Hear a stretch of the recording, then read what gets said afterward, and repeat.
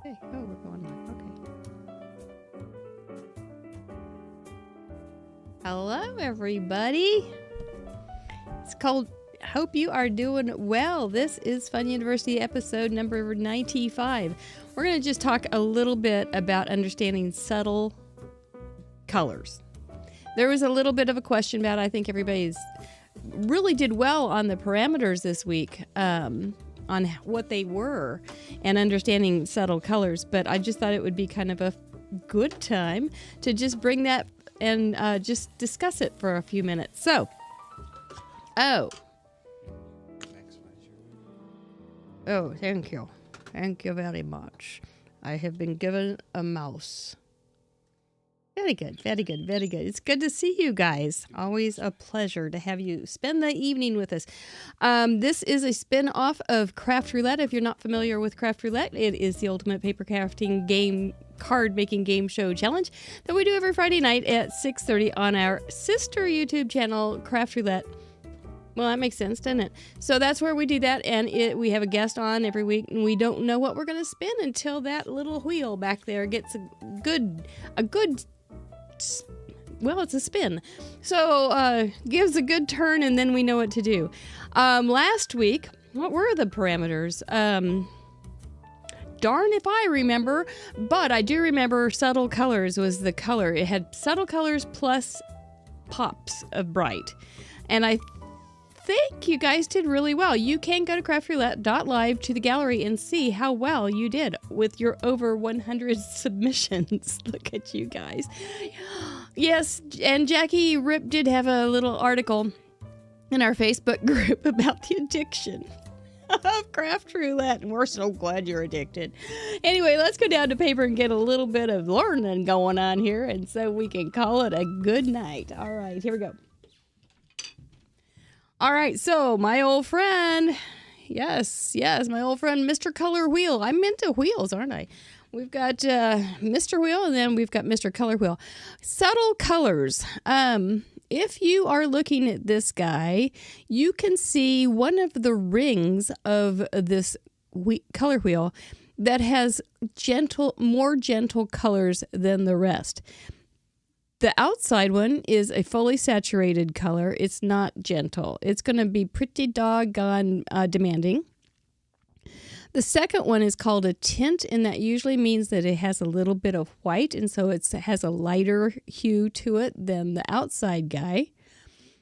Down here we have the shade, and that usually means you have added black or a lot of complement, which is the guy across the way.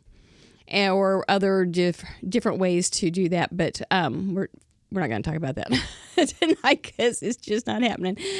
And then the one right here, this guy, third one down, is called a tone, and it is more of a subtle color. As a couple things I did want to point out. Subtle colors does not mean that it has to be neutrals, but neutrals are great subtle colors, especially for backgrounds.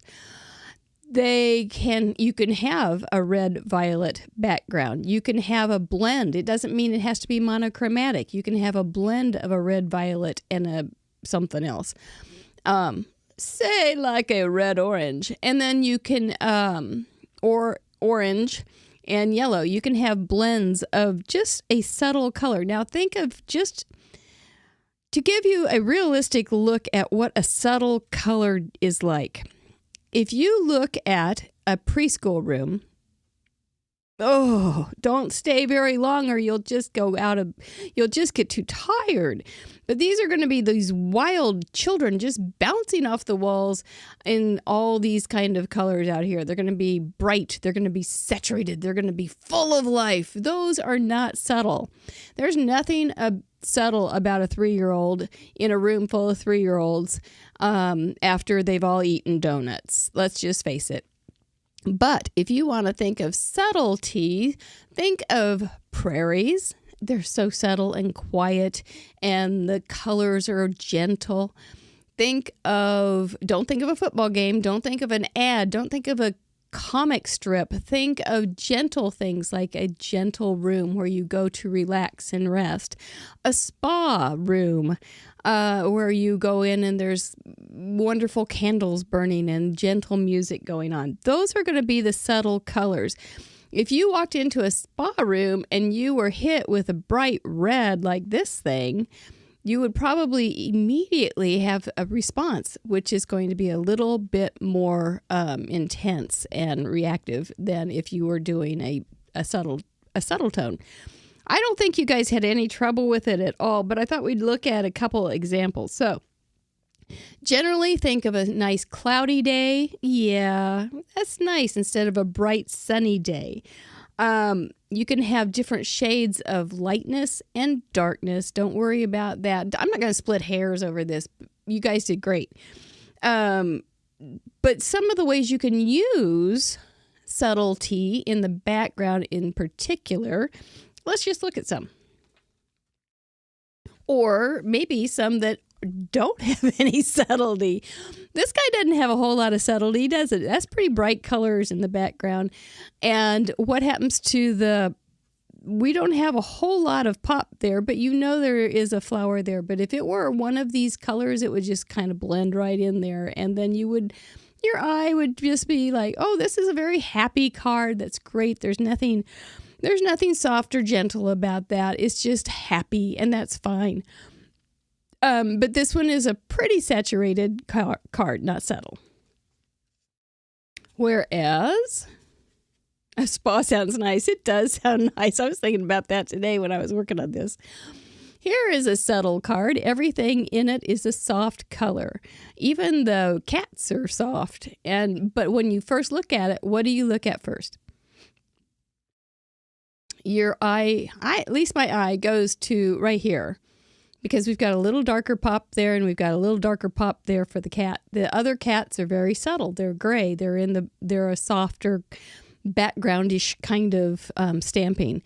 And they're all on a nice soft background kind of paper compared to this. Pretty bright, pretty saturated, pretty subtle, pretty quiet. Here's a card that is a pretty good example of using a neutral for a background and a subtle background. Neutrals aren't always subtle. How about a stone, a really intense black? How about a patent leather black? It's shiny, it's demanding. It's not going to be a subtle background at all. You're going to know that something is popping up off of that. So this one, however, is a soft little gray with a couple little colors that are not terribly intense, but slightly a little bit more saturated. The blue-green is a bit of a shade there, but and then this is kind of a softer tint of an orange. This is just something else to think about. Yep, just a little tint of an orange. This isn't a real strong, bold card. It is just but you can see how these guys pop up off the front. So you can use the subtlety in the background for a lot of good opportunity for contrast for your focal point instead of contrast on your background. Just a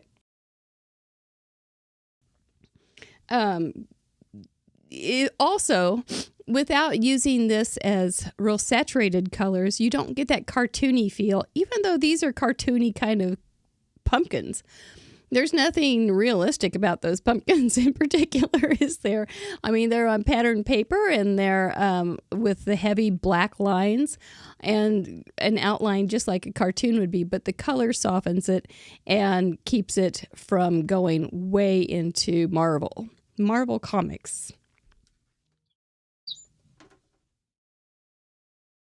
Here's another one with a soft background, this time with some pinks and some grays. These guys stand out just a little bit because they're a little more saturated in color. They're not quite as subtle. In particular, this guy, I think, stands out the loudest, even though it is not the largest. If you look at these little guys in the background, it's just kind of supporting the main attraction. Then you have the happy, happy, happy birthday. And that's also kind of a, hey, look at me, I'm pretty important. The background really does fade because it's a nice, gentle, subtle color. And then you've got some pops, but not bright pops. It's just something to think about. Okay, I went all Saison on us tonight. Whole Saison. Let's see what we can do here. Let's just pull these off. I got out the Copics. You know, I'm not a big Copic colorist, but I got out the Copics. I made a bunch of these butterflies and then just added a lot of color. It was really fun. I suggest have it if you want to. This was kind of a fun experiment just to play with and see how things moved around and where my eye went and the general feel of it. Maybe I should turn them upside down. Well, that didn't work. Let me just pull them off. I don't have them in any order. Let's look at this guy. Okay. What do you have on here? You've got quite a bit of saturated color in the background. If you don't know who Paul Cézanne was, he was an early on or late 1900s artist in Paris, one of those guys that I love to pick on. And he did a lot of splotches of color. So I thought that would be a really fun thing to show some splotches, which is something that you don't see too often with Copics. Usually you see a lot of blending, but not me, man. I'm going to make those Copics work for me. So I went Cézanne and I just did some background. Those are bright, saturated colors in the background. And then for the butterfly himself, I made him a soft, subtle color. What do you think? I mean, art is in the eye of the beholder, correct? So do you like that look? It's fine.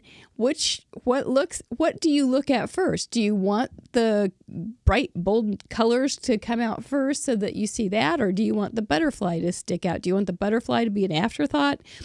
Do you, what would you put on here for a message? Is splotch a parameter? Andy Zag asks. You know, it could be. We've had spots. Splotch would actually be kind of a fun one. I think smudge is on my list. I don't think it's on the show yet, but I think I have smudge on the list. Maybe I'll put splotch right in there. I don't know. That's a really good idea.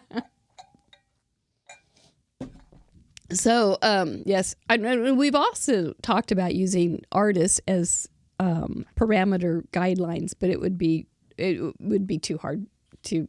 I don't want anybody to bust out of their stretchy pants. I don't want them to have to cut them off or have elastic being busted. So anyway, this is it's saturated and a subtle color.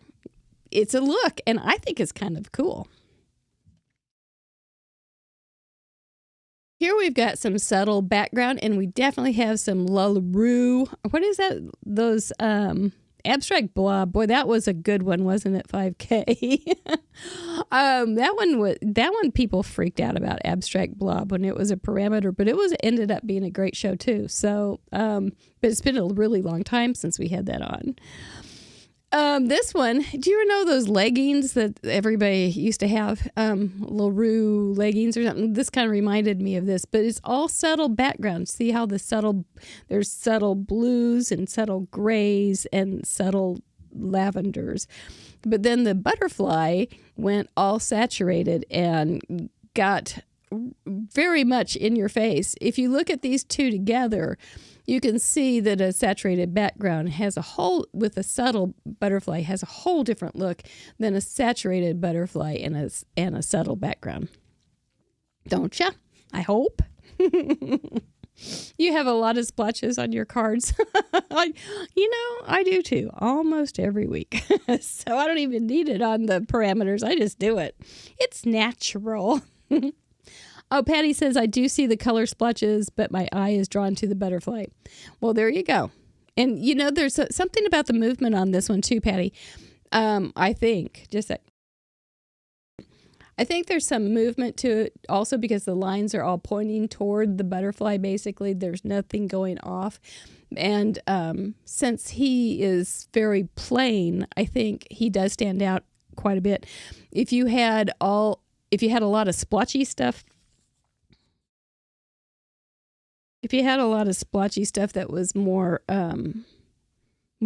quiet, I'm not sure if it would stand out as well, come to think of it. But if it had some lines and some more movement like that. But I think the movement of the lines make you think of that butterfly too. But good point. Really good point. I think it definitely stands out. Okay, so here's question 2 on this one, Patty Pat.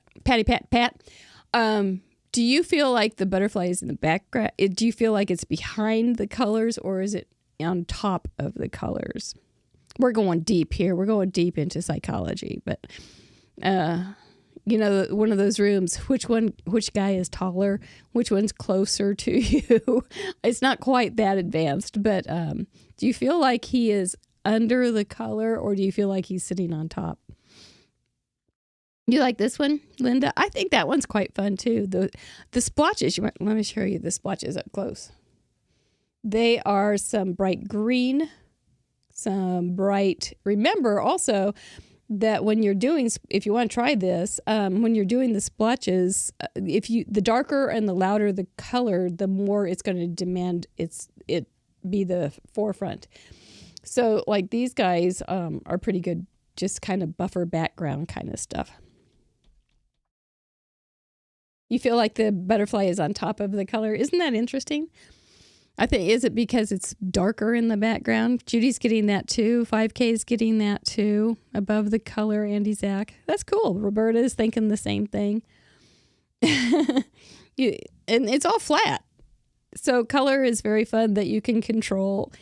You can control some of your eye control there. Like, oh, he's got some perspective there, but he's not. He's flat. Isn't that fun? That's just great. I love it. Here's another one with a bright green background. And another leggings for color. This one was even a little darker with some more orange and some darker purple. Do you feel like these two are similar in that you've got some lighter colors in the background? This is not necessarily more subtle, but is definitely lighter. It's like the butterfly is on a green leaf. You could die cut that. And I had even thought that. I thought, well, you could die cut these out or make them into a box, but that was more than I could do. So, anyway, but this is on a lighter green, so he really pops too, don't you think? He really has a lot of command, that butterfly. I like these things. I think they're really fun. I'm not sure what I want to. Hey, look, I got a splotch on that one. Well, lucky day. Anyway, I really like this Copic splotch technique. Paul Cézanne rules still. Here's another one that is subtle colors, and it's all the way through the butterfly. I just went across and went right through it. Didn't separate it at all. And he's much more quiet in general than something along these lines. We'll put him in between. I feel like I'm at the casinos dealing cards. You see how these guys pop up quite a bit, and this guy just kind of, he just floats into the background. It would make a cute note set. I think so too. It was super easy. I mean, I did it, and I just pulled out my drawer of Copics, which are not arranged,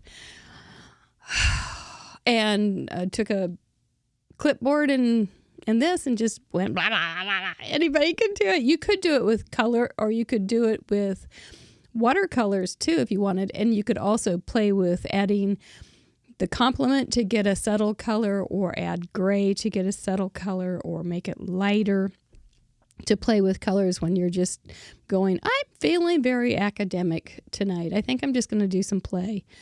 And this is stuff that can get your brain thinking and moving right along. So use it. The purple one confuses your eye. You don't know how to process when the same color. It does kind of, doesn't it? The purple is a little more prominent in the back outside, but it does just kind of all, there's nothing really popping out except for those black lines, is there? It's a chameleon, that's right. Yeah. You like to play with color on the same picture, Christina? Well, I believe it. You do really well. I think everybody did really well on your colors this week. And if you go back now and look at those, the gallery, you might enjoy seeing how the bright colors popped up and how they were used in the cards with a focal point and little embellishments. It does make a lot of sense when you start thinking in these terms. So it's really fun. This little guy has some saturated color, and he's pretty saturated. So he's kind of like a busy bee. He's not a butterfly. He's a busy bee. So he is definitely, I think he would be prettier on here than he is on this background. But I don't think he would be prettier on here. I think this one's just over the top. I think it was kind of a bad dream. So you just bought fabric that looks exactly like the second butterfly. Oh, fun. To make a cover for your Scan and Cut. Wow, we'll have to see a picture of that, Donna Jo. I'd love that. And then lastly, we have this little guy, and I did a neutral. I hadn't done this was kind of a neutral. And this was also kind of a neutral. But I thought, well, let's just do a real neutral, and then we'll just do some pops of bright color. And you can definitely see that the butterfly stands out quite a bit. So I don't think it's a favorite kind of thing. It's just an academic exercise, so to speak, on thinking on subtle colors and using them with bright saturated colors. And maybe that will help you when you're looking at a card and you go, there's too much going on here. How do I fix it? Or there's not enough going on here. How do I fix it? Just remember, your focal point is going to be the thing that you're wanting your audience to look at most, and treat it such so that it will get the standing O instead of the background, which is also important. But background is background, and it should always have that secondary, oh my gosh, I didn't see that. So in my mind, I like that a lot. Another thing on these guys, hang on. Another thing on these guys is there's a lot of white space. Imagine if this was bigger and you had all this color going on and you had nowhere for your eye to rest. Right now, with all this white space around it, you have a nice resting place for your eye. If this thing was blown up into a big card, it'd be like looking in a kindergarten or a preschool room, and which is a lot of fun. And it is, but it's very busy, and it can be very upsetting to some of us after a while when you just want to say www.calm down. But also think of if you're going to do like a sentiment on top of something, if it's going to be real loud on top of something loud, it's going to have a hard time being seen. Oh, hi, Jamie. I was looking for you back there. So make sure that you keep that in mind, some white space to give your eye some rest. Think about your sentiment. If you're going to have that on top, make sure that it has enough differentiation to stand out. Think of the mood that you are producing. With a subtle card, it's going to have a gentle mood that you're going to be sending off. Maybe those would be perfect cards. Look at the gallery and look at the gallery and go, this card would be really great for we always struggle with sympathy cards or somebody thinking of you card. Maybe not a pick-me-up kind of card, but just a thinking something thoughtful. Those might be really good directions to go in if you're trying to think along those lines. What do I do for somebody that needs just to be told that I'm thinking of them? Maybe it doesn't need a great big in-your-face, this guy. Maybe this would not be appropriate at all. But think of how a color can control a mood. But maybe they do need that, so give it to them if they do. Also, when you're looking, you can look at in the gallery, but also look at an Instagram and see what kind of cards you see there. What mood are they projecting? I mean, there's lots of cute things on Instagram, but think of them looking at them as a mood based on their colors instead, just for a couple times, and see what you think of it. See if it starts to help you decide on some of the cards that you make in the future. I really think that's all I've got tonight. There's not subtle muted colors are just kind of quiet. And there's not a lot of bass drum. There's not a lot of electric guitar. There's a lot of violin, some cello, just some nice little things like that. And then every once in a while, Papa Haydn will throw in that little ta-da, Papa Haydn. You remember that song? And he wrote it to wake the people up when they came to see the symphony. And he has this nice little song, and then he all of a sudden has this big surprise chord. So anyway, that's that.